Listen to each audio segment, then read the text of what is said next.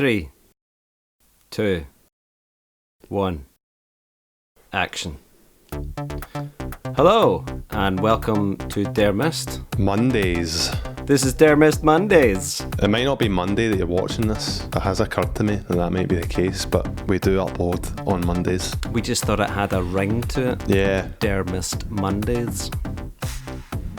But you can watch it any day of the week. Crack on. Yeah, welcome to Dare Mist Mondays. I'm Ali. I'm Craig. How you doing, Craig? You alright? I am all good. I'm just getting my notes up, preparing my notes. Well, whilst we're busy at putting this album together, we thought this week it might be quite cool to have a chat about gigs and the future of gigs, the history of gigs, and some of the gigs we've been to in the past. People have been coming up with all sorts of interesting ways of trying to get people to still go to gigs under the current COVID precautions. So we thought it maybe be quite interesting to talk about what the kind of current options are for events and some different ideas and whether they work or not, whether we're into them. It is just our personal opinion. It's not gospel, so feel free to shoot us down in the comments, but we just thought we'd put our thoughts out there on the case. There's been some recent developments, haven't there? There's been the drive-in gig. The drive-in gig, for the people that aren't up to speed with it, is basically like a drive-in movie, and you tune your radio into the gig. I suppose there's some plus sides to that. The support band are not up to your taste. You could always just tune into Absolute 80s or something. A venue near me recently put on a night. In this event that they put on, you just listened to your own music, or you could listen to a movie. They had a movie on. It got me thinking this, and I was thinking, could bands potentially put on some sort of headphone gig, like a silent disco? Ah, right, okay, I'm with you. Yeah, because I know the silent disco. I'm familiar with the silent disco. Is that an option? So like we could all be socially distant, all listening to a live gig through our headphones? Yeah, how does that work? So the band wouldn't go through a PA, they would just be going into a recording interface or something like that. And they would also be wearing headphones. Yeah. And probably. I suppose it would be a bit like being in the studio.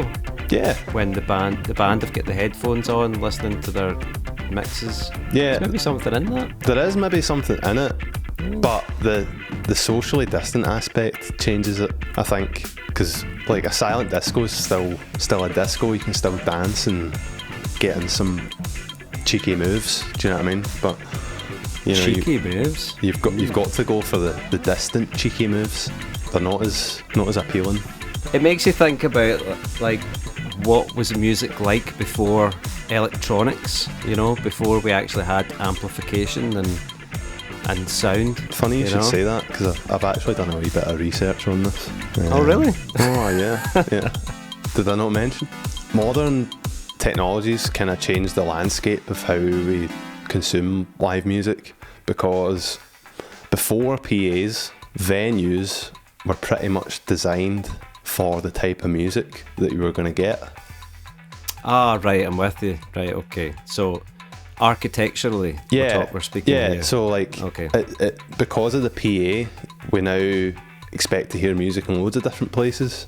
Yeah. Even though... Whereas these places would have been built in the past for acoustic performances. Yeah. Originally, instruments were built specific to where they were going to get played. So drums sound good in open air. Organs and choirs and stuff like that were suited to churches and cathedrals, just because of the massive reverberations and big sounds. The music that was written as well was pretty much dictated by the buildings that the music was played in. Once we got better at constructing buildings and there was more interest in music, buildings were built specifically for certain types of music. So you've got like opera houses, concert halls for orchestras. You would have a pit in an opera house, wouldn't you? Yeah. You'd have the pit for the band. Even as far back as your temples, there's temples in South America. I'm sure there's ones in Egypt as well. They can produce all sorts of crazy sound effects when you speak, or potentially people maybe sang. Because people are creative and because people love music, they've specifically designed buildings to help amplify that Yeah. before amplification came about. Yeah, like your Roman amphitheatres as well, that's another good example. Before recorded music, the only way you could hear music was to see it. So you would have to go to some sort of music event to hear music. You couldn't just put it on. The advent of recorded music really changed everything because it created a personal experience where you could listen to songs that you wanted to hear. But interestingly, when it was first invented, each record was individual. So they would get a band and they would play for each copy of the record. So they would play like a song like 100 times, and each record would be individual to that one-off performance. So not only was the first pressing unique, but each pressing of the pressing was unique? Yeah, each recording was individual because you couldn't mass produce a recording.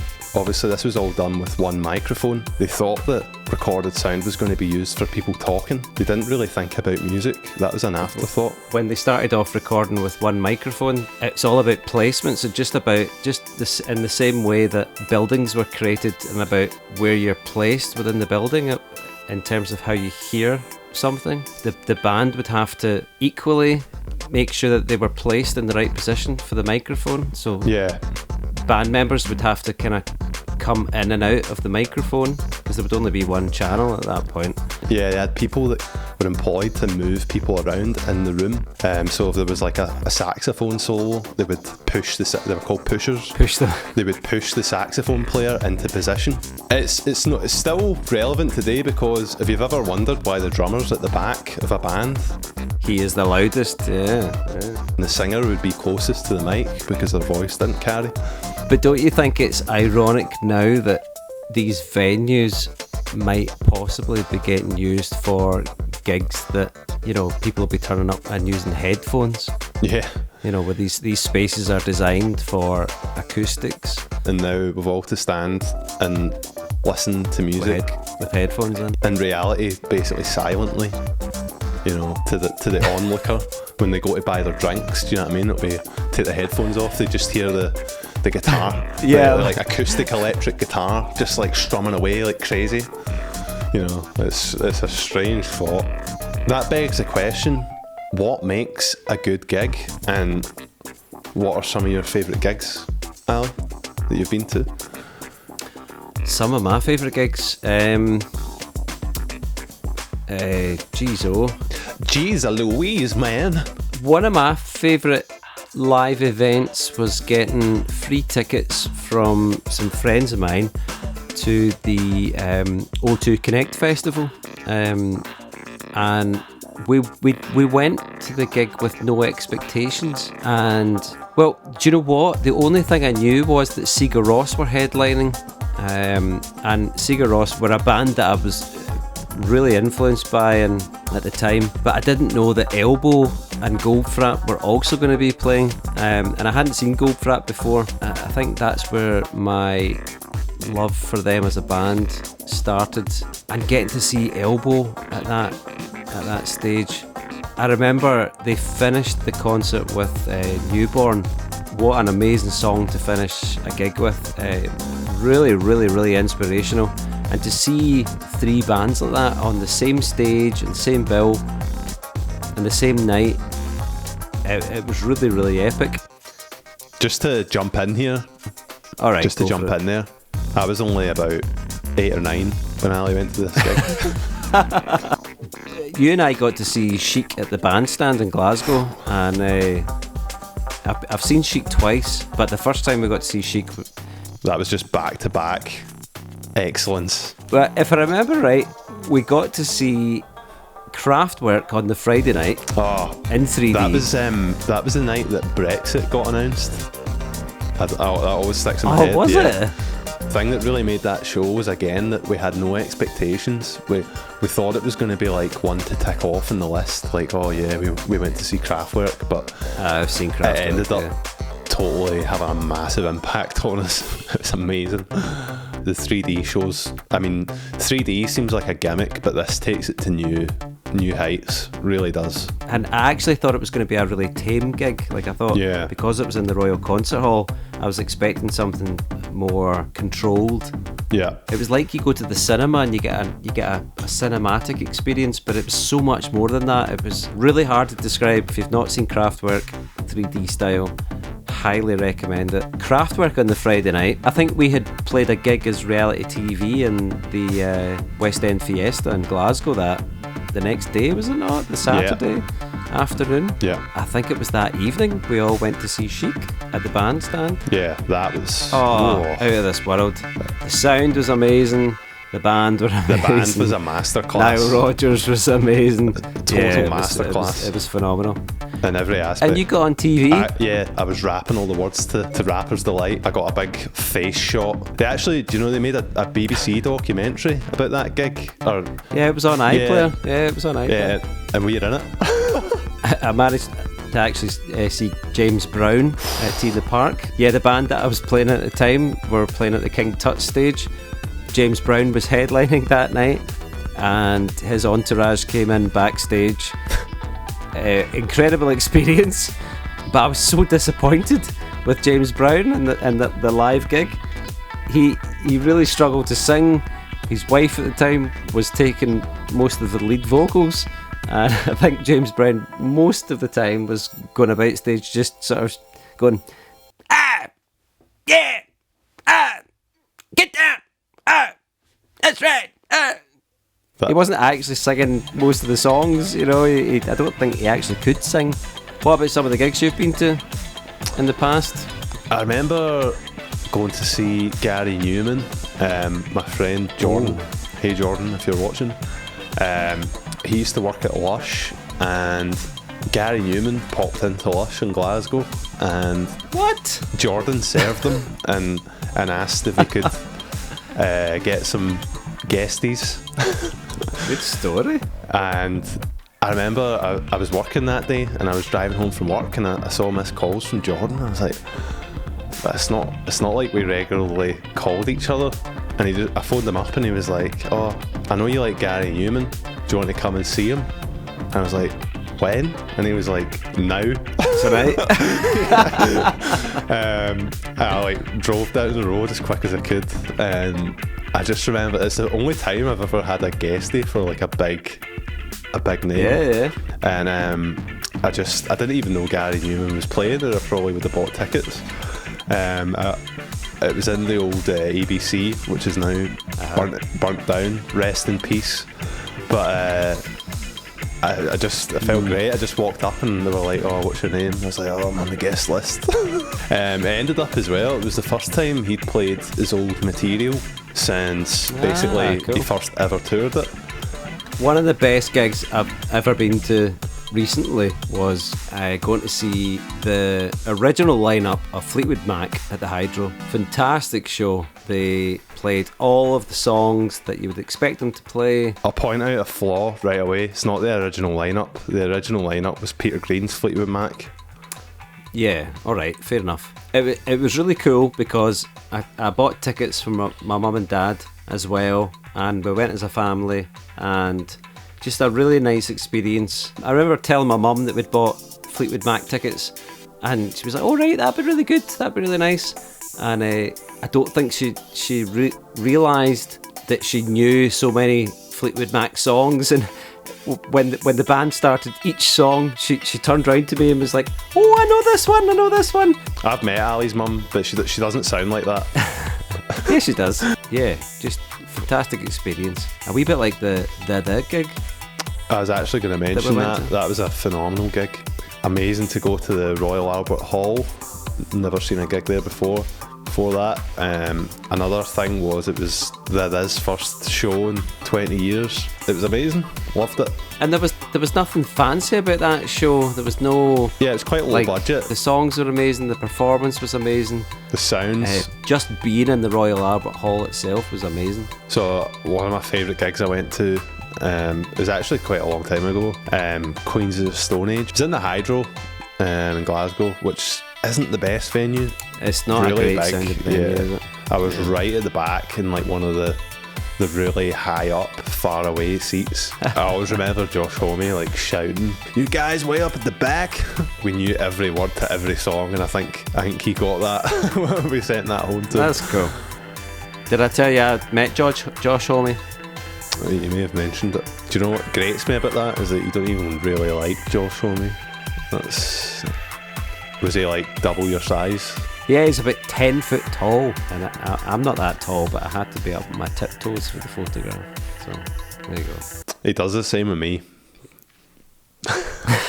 We are two of probably the worst people to go and see a gig with. It's really difficult going to see live gigs when you are in a band. For me, I'm always analysing the sounds of a live gig, and also you kind of want to be on the stage yourself, and that's a bit of a curse. Yeah, you're always a wee bit jealous. It's unavoidable. And I think even going back to the Fleetwood Mac gig, you know, there was part of the concert where I just wanted the bass to be a wee bit more defined. You know, I remember I went to the Hydro to see Jack White with a good friend of mine, Jason, and he was really annoyed because I was just complaining about the sound of the concert the whole night.